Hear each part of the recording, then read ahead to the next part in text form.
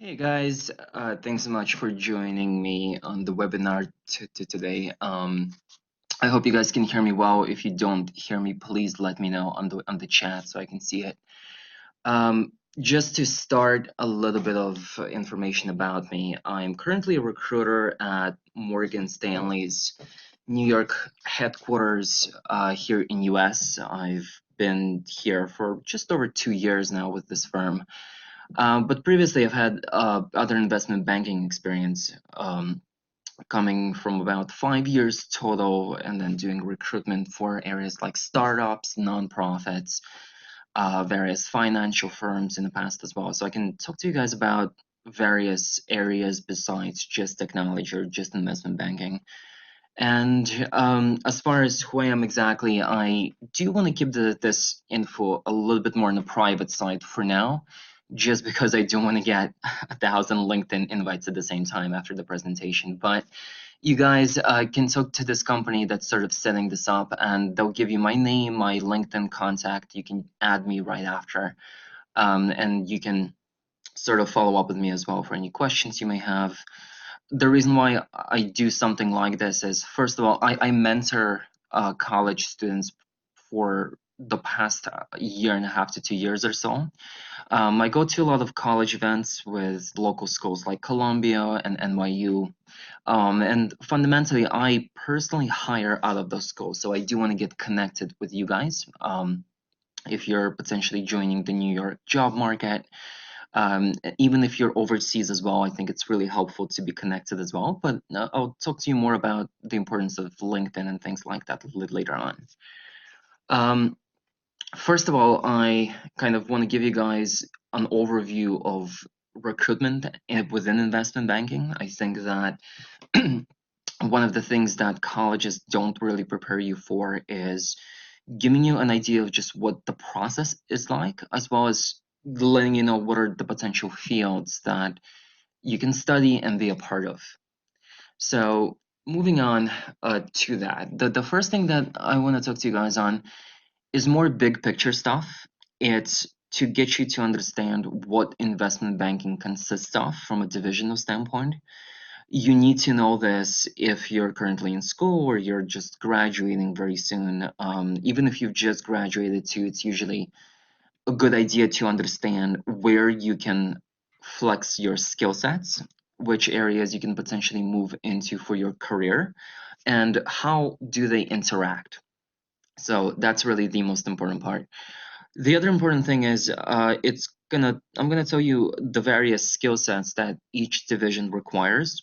What I do on a day-to-day basis is I work with hiring managers. They're often executive directors or managing directors of the firm. My job is to fill their positions, and to do so, I have to understand what each division requires. What are the skill sets? What are the career paths? And what really do we look for in people that we interview? The types of positions that I feel that I fill on a day-to-day basis for my job is anything from entry level. In the past year, I've probably hired about 10 to 15 fresh graduates, and then about 30 to 40 more experienced hires between associates to director levels, meaning experience-wise, anywhere from 1 year to about 20 years of experience. And the most important thing here is that each division is going to be looking for different skill sets. These skill sets you have to prepare beforehand, and you need to understand how they interact to be most effective in your application, or even just understanding what a job description is.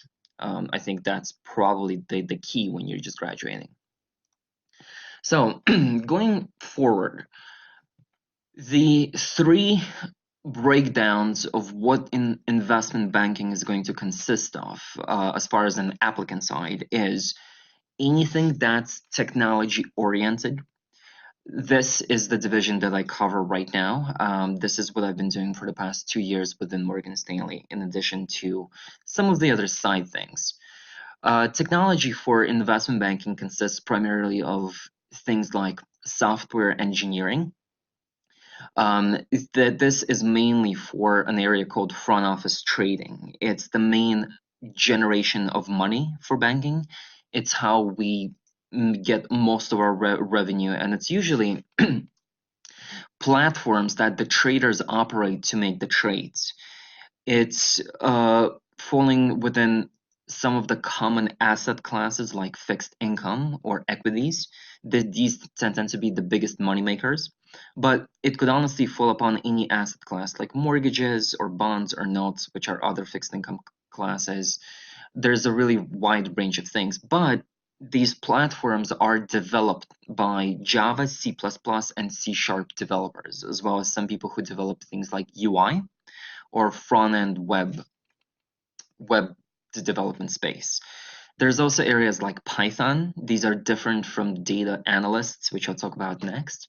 But fundamentally, software engineering is probably the #1 technical skill set for investment banks. If you're coming into a different area and you have some software development background, it's usually seen as a really, really big plus. Morgan Stanley specifically is a more technology-oriented bank. So anything that's development or software engineering related, it overlaps into almost every single area that we work with. It's the same for Goldman and JP as well. I know this because they're the people who I typically tend to steal to come over to our bank. The second big area is data analytics and data science. A lot of development spaces use data analysts and scientists to work on a lot of the data that flows through those desks. The fixed income desk, for example, is one of the main areas where we have this massive flow of data. And so we need people to analyze it, collect it, understand it, and then give our business a good strategic advisory as to how we're going to use the data to make more money. Within data analysis, the main skill sets are Python and R, followed by areas like SAS, SPSS, MATLAB. They tend to be really good secondary skill sets. Data science deals mainly with machine learning and natural language processing because a lot of the data is based on text, it's keywords. So data science explores automation of data collection and analytics, and it also combines with every other area as well. Especially now, every bank is pushing data science in their divisions as an innovative skill set.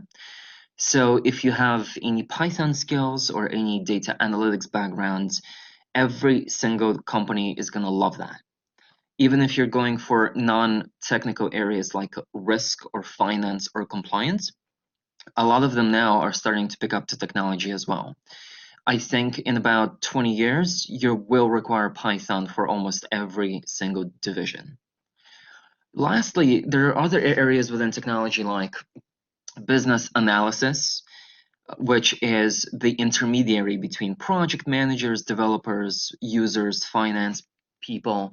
A business analyst could be technical, meaning they gather requirements, they perform QA, they do things like user acceptance testing, or it could be a finance side business analyst who's an intermediary between the product teams, which means that you have to cater to a specific product like equities or fixed income or derivatives. This is basically what's going to define you as a business analyst because it's going to be determined by the area you complement. Lastly, there's a big side of banking called infrastructure engineering. This consists of all the server side engineers, all the infrastructure people who create various platforms, various things like cybersecurity. There's just so much of it that to go into every single one of them, it's going to take too long. Fundamentally, though, they're the people who maintain the technical infrastructure of banking and make sure that it's secure and that it functions well. Most of them are some form of project managers, which could also be non-technical as well. But there are most of these openings need you to have some sort of a specific technical degree that caters to it. So other side of banking, it's called, at least in Morgan Stanley, we call it company or operations. In my past bank, I was at Deutsche Bank before, We used to call it ops. And ops basically consists of risk, finance, compliance, AML, which is anti-money laundering, and other areas like audit and accounting. These areas are lesser paying than technology by about 10 to 15,000 on average for every single level, but they're easier to get into. And they also don't really require you to have any technology whatsoever. Risk, for example, is split into three components: credit, market, and operational risk. Credit risk is the risk inherent in lending. Market risk is the risk inherent in investments. And operational is risk related to the people working within the bank or any form of external event, like an earthquake, for example, or some form of a financial crash would be something that impacts banks very heavily.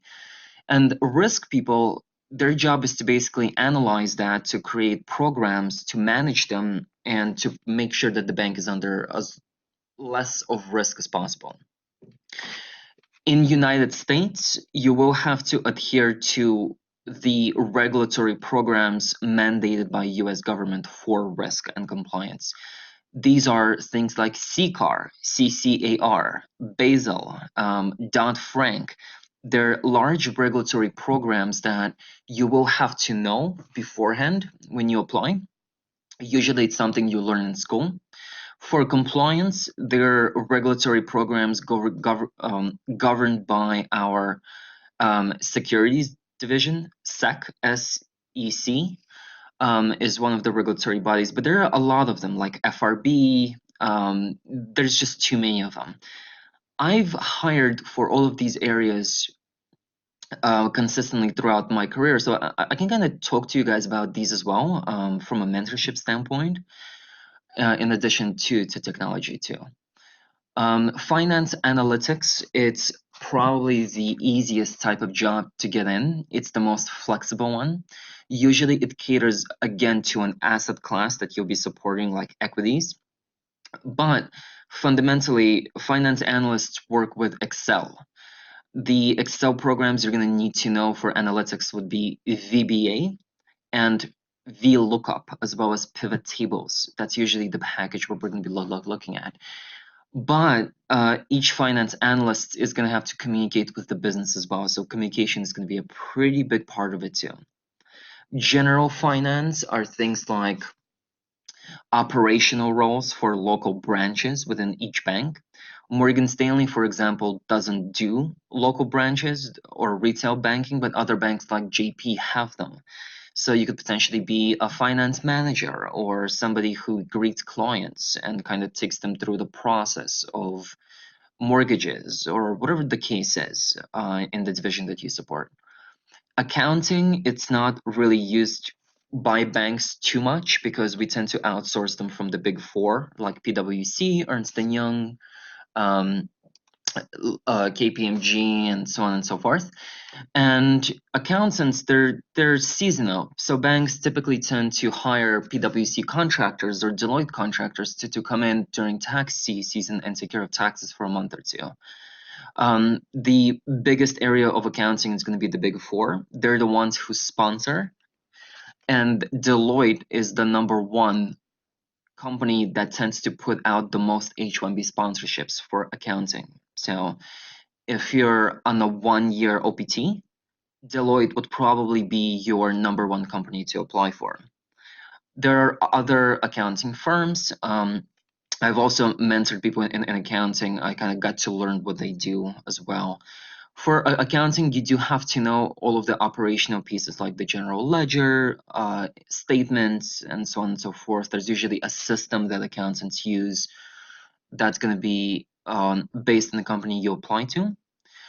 However, accountants are able to transition into internal audit within banking. Internal audit is a general career pipeline for accountants to transition into. For the big four, you'll be doing external audit, but for banking, you'll be on an internal audit team. And internal audit could be both technical, we call it IT audit. And it could also be general audit, which caters to, again, a lot of things like risks, controls, programs. Your job is going to be to test to make sure that they work and that our employees follow them, meaning you're going to be reducing risk. So risk people set the programs, compliance people make sure the employees are compliant. Auditors test the programs to make sure that there are no gaps and that the programs are sound and that we adhere to the mandates given to us by the government each year. Lastly, the other area of banking, it's a area that sort of combines both technology and non-tech technology. And these areas are areas like the strats, which are people who do sales and trading for equities, fixed income. At least they're the two main ones at Morgan Stanley, but other banks, I'm sure, have strats doing a lot of various things. There are also people who do modeling, like mortgage modeling. These roles are very technical. Strats, for example, have to program tools for traders to use. And sort of where this all fits in is software engineers create the system that traders do their trades on. They specifically look at things like speed, machine learning to make sure we get the latest data, that it's fast. Banks compete by the speed at which they trade at. So strats, however, are on the other end of it. Strats build the tools that the traders use to perform various analytics. They're the people who set strategies for the traders as well. So what they do is they perform things like research, which actually is another part of technology as well, that combines both tech and non-tech. Research is fundamentally an area of banking that collects data, builds tools for data usage. They regulate various data quality programs, and they gain insights from data to transition to senior stakeholders for actioning. They use tools like Tableau for data visualization, or they may be using tools like ClickView for dashboarding. Strats are the guys who combine research, programming, and strategy to give traders an edge when it comes to innovation and new trading opportunities and new deals. These are the people who make the most money out of every bank. They're the main revenue generators. And some of the examples is I've worked with an MD about a month ago where he became an MD by creating an innovative strategy that he saw within the market, creating a tool that capitalizes upon it, meaning you can feed data into the tool, it takes the strategy and it automates the output for the traders to use. And within a matter of a month, he made multiple millions for the bank just by creating this one strategy. Quantitative analytics is also a big part of strats as well. Quants, they're a combination of Python or C++ programming for things like models, meaning they convert models into specific languages. They also do quantitative analytics on various asset classes using statistical tools and mathematical modeling as well. So it's things like stochastic models, it's things like SPSS using SAS. It's really using tons of statistics to come up with data that data analysts and finance analysts don't have as part of their foundation because they're not mathematical.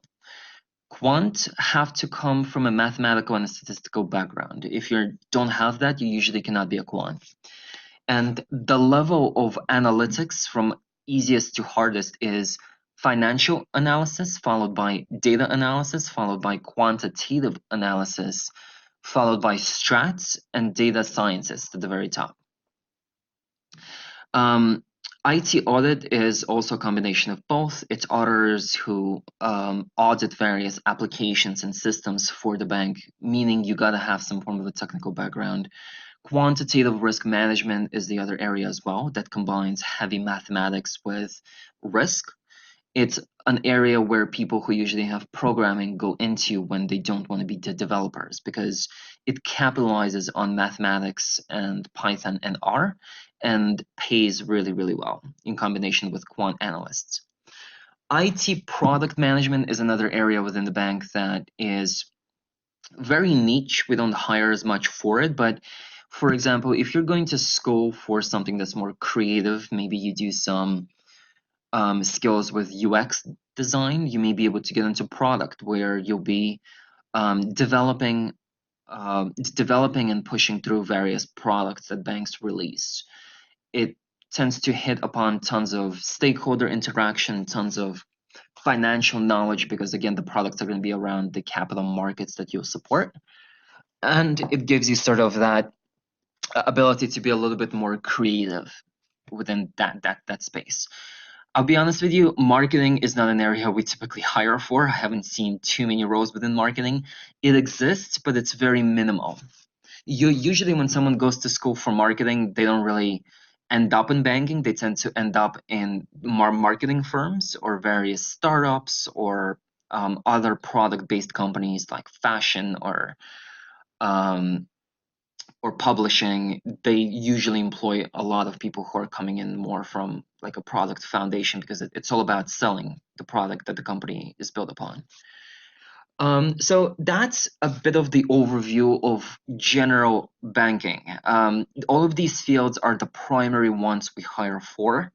They all interact with each other in some way or form, and usually the idea is that it is way better to be technical than non-technical. Your salary is going to be higher. You'll be way more attractive to the managers, and your career progression is going to be way higher than, say, being a finance analyst. So moving on, if you guys have any questions, feel free to ask as I speak. Don't worry, you won't be interrupting me.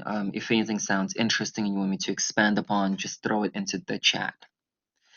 I've recruited for literally every single one of those areas in my experience. It's a little bit of an abnormality, as most recruiters tend to be focused on a specific area that they support. I was a little bit more lucky in that I had a slightly more opportunity to work with managers in almost every one of them. And this is one of the reasons why I went into mentorships, because it sort of allows me to be flexible, and it allows me to really advise people who are going into the market on which skills they need to develop, and specifically where their career path is going to take them if they're going to be doing a certain thing. It's super important when you're looking for jobs, because a lot of times you don't know the titles of these jobs and the skills that they're going to need. Ideally, you have to start developing these skills way early, but I'll get into that later. Next, I want to talk to you guys about general statistics for recruitment, meaning this is the stuff that nobody's going to tell you. That's not a recruiter. You'll never hear this from somebody who works for the business. And the colleges will never actually show you this because they have no clue how it actually works. Again, another bit of my advice is, if you're going to be mentored, go for somebody who works within HR, because they'll be able to tell you about these patterns and advise you on when to apply, what your competition is going to be, and give you an idea of just what happens. So, some statistics from recruitment. An average position within 2 weeks of being posted in New York City, and it's probably going to be same for California or for places like Chicago, which are big financial centers, or places like Florida or Charlotte, North Carolina, where we have a ton of banking.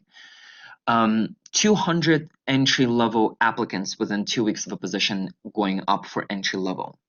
As the position gets more senior, the number of applicants becomes lower because it's more focused and more expertise-based. On average, an entry-level job has about 200 plus 2 weeks in. A job that's about 3 to 4 years of experience in has about 50 to 70. So it tends to drop off very sharply. In New York, it's insanely competitive, which is why you get these crazy applicant numbers. The other reason is you have people applying from all over the country. So there's tons of competition, and you need to know this because if you apply after 2 weeks, you'll probably be buried way deep into the pile of resumes. Your best chances of making it to HR is applying within the first 3 days. First week, your chances start to decrease. If you apply on the second week, unless the position is very expertise based, it's likely that they're going to find people who are qualified in that first 100. Average number of applications that go to interviews before an offer is made is about 10. Business will not want to interview 30 people because they just don't have time. So what usually happens is we look at the first applicant. If they're qualified, we call them. If we think they're qualified after that, we get them over to the manager. At that point, the manager wants to interview or they pass. The moment we hit 5 people, we stop because the team doesn't have enough time to interview 10 at the same time. If out of those 5 people, somebody is really, really good, the business tends to hire them, which is why a lot of times when you apply, you literally hear from nobody. It's because they already have 5 to 10 people lined up for interviews, and likely one of them is pretty good. So it's really important that you make your application within the first three days to be one of those 10 if you're qualified. An average time a position is filled is 3 weeks, meaning there's usually 3 to 4 rounds of interviews and they take place once a week. So 1 interview per week. At most is about 1 interview every 3 or 4 days throughout the process. So by the end of 3 weeks, you're usually 4 rounds in and you get an offer at the end of the 3rd week, which takes 1 week to go through processing so that you're presented a written offer. The moment you sign it, there is a 1-month background check time. For almost everybody, it's about 1 month. Some people get through it in 2 weeks if their background is a little bit less complex. But what this basically means is you usually have about 2 months from the moment you apply to the moment you're going to be in the seat if everything goes really well. Meaning you have to follow this timeline so your OPT doesn't start before you're actually ready to work or doesn't start prior to when you get a job. And for each full-time position, there is only 1 offer. So out of those 200 applicants, only 1 person gets the actual job. It's different for program-based applications and internships. Those tend to take more people, but the competition is pretty steep as well. So for a program role on campus, instead of 200 people, something like 1,000 applies, just to give you some statistics. But the number of offers is probably about 50 to 100 for each bank, as they tend to take them in classes.